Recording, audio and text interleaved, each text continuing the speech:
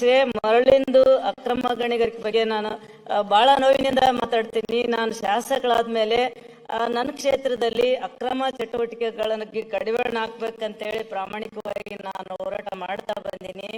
ಆದ್ರೆ ಇವತ್ತಿಗೂ ಕೂಡ ಅದಕ್ಕೆ ಸಾಧ್ಯ ಆಗ್ತಾ ಇಲ್ಲ. ಯಾಕಂದ್ರೆ ಬಹಳ ಸರಳವಾಗಿ ನನಗೆ ಒಂದು ಪೇಜಿನಲ್ಲಿ ಮಾನ್ಯ ಸಚಿವರು ಪೊಲೀಸ್ ಅಧಿಕಾರಿಗಳು ಕೊಟ್ಟಂತ ಒಂದು ಮಾಹಿತಿಯನ್ನು ಕೊಟ್ಟಾರ.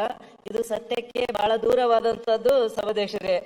ಸಾಕಷ್ಟು ಪ್ರಕರಣಗಳೀಗ ಮರಳಿಂದು ನಾವು ಅಲ್ಲಿ ನಮ್ಮ ಕೃಷ್ಣಾ ನದಿಯಲ್ಲಿ ಸಾಕಷ್ಟು ಮರಳು ಟಿಪ್ಪರ್ಗಳು ಮತ್ತೆ ಇದೇನಂತಾರ JCBಗಳು ತುಂಬ್ತಾವ ರಾತ್ರಿ ಎಲ್ಲ. ಈಗ ಜನರ ಕಡೆಯಿಂದ ಫೋನ್ಗಳು ಬರ್ತಾವ ನನಗ, ಏನಂತಂದ್ರೆ ರೈತರು ಬೆಳೆದಂತ ಬೆಳೆಗೆ ಧೂಳು ತುಂಬಿ ನಮ್ದೆಲ್ಲ ಹತ್ತಿ ಬೆಳಿತಾರ, ಮೆಣಸಿನಕಾಯಿ ಬೆಳಿತಾರ, ಅದಕ್ಕೆಲ್ಲ ಧೂಳು ಮುಚ್ಚತದ ಅಂತೇಳಿ ಒಂದ್ ಕಡೆ ಫೋನ್ ಮಾಡಿದ್ರೆ, ಮಹಿಳೆಯರು ರಾತ್ರಿ ಆದ್ರೆ ನಾವು ಬಹಿರ್ದೇಶಕ್ಕೆ ಹೋಗ್ಬೇಕು, ಓಡಾಡ್ಬೇಕಂದ್ರೆ ನಮ್ಗೆ ಆಗ್ತಾ ಇಲ್ಲಮ್ಮ, ಇದೇನು ಕಷ್ಟ ಅಂತ ಫೋನ್ ಮಾಡಿದಾಗ, ನಾನು ಸಂಬಂಧಪಟ್ಟ ಇಲಾಖೆಗೆ ಫೋನ್ ಮಾಡಿದಾಗ ಅದನ್ನ ಯಾವುದೇ ಕ್ರಮ ತಗೊಂಡಿಲ್ಲ ಸಭಾಧ್ಯಕ್ಷರೇ.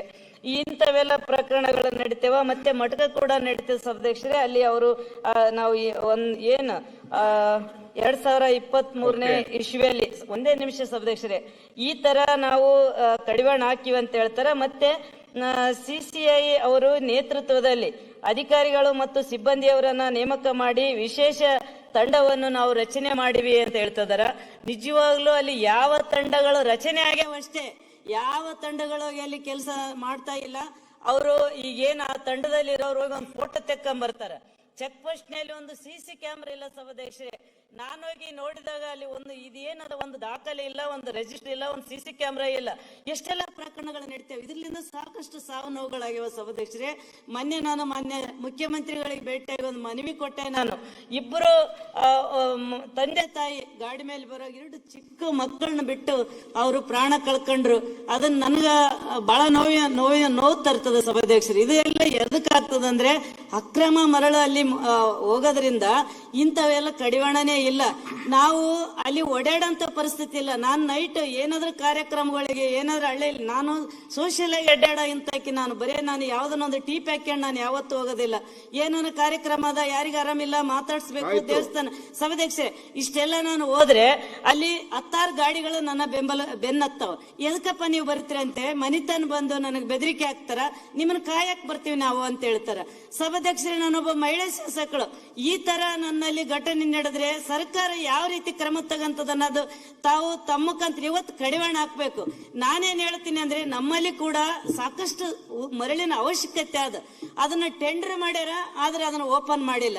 ಇದ್ರ ಉದ್ದೇಶ ಏನಂತಂದ್ರೆ ಅಕ್ರಮವಾಗಿ ಇದರಿಂದ ದೊಡ್ಡ ಕೈಗಳದವ ಸಭಾಧ್ಯಕ್ಷರೇ. ಅಕ್ರಮವಾಗಿ ಹೋಗ್ಬೇಕು, ಅದಕ್ಕೆಲ್ಲ ಲಾಭ ಮಾಡ್ಕೋಬೇಕು. ಸರ್ಕಾರಕ್ಕೆ ರಾಜಧನ ಇಲ್ಲ, ಇನ್ನೊಂದಿಲ್ಲ.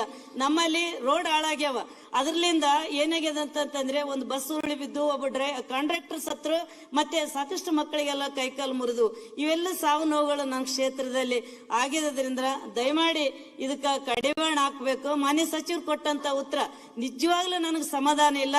ಯಾಕಂದ್ರೆ ಅವ್ರ ಮನೇಲಿ ಕುಂತ್ಕೊಂಡು ಅವ್ರಿಗೆ ಕಾಲ್ ಮುಗ್ದು ಹೇಳಿ ಬಂದೀನಿ, ಸರ್ ದಯಮಾಡಿ ನಾನೊಬ್ಬ ಸಾಮಾನ್ಯ ಮಹಿಳೆ, ನಾನು ತಾಲೂಕೆಲ್ಲ ನಾನು ಹಿಂದುಳಿದ ತಾಲೂಕಾದ ನನ್ನಂತ ಬಡವಳನ್ನ ಆರಿಸ್ಯಾರಂದ್ರೆ ನ್ಯಾಯ ಕೊಡ್ರಿ ಅಂತೇಳಿ.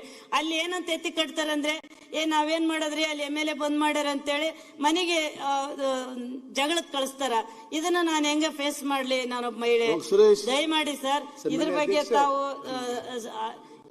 ಅಧ್ಯಕ್ಷ ಏನಾಗಿದೆ, ಜನಪ್ರತಿನಿಧಿಗಳಿಗೆ ರಕ್ಷಣೆ ಇಲ್ಲ ಅನ್ನೋ ರೀತಿಗೆ ಬಂದಿದ್ದೇವೆ. ದಯಮಾಡಿ ಗೃಹ ಸಚಿವರು ನಾನು ಒತ್ತಾಯ ಮಾಡ್ತೇವೆ ತಮ್ಮ ಮುಖಾಂತರ ಇದೆಲ್ಲ ಒಂಚೂರು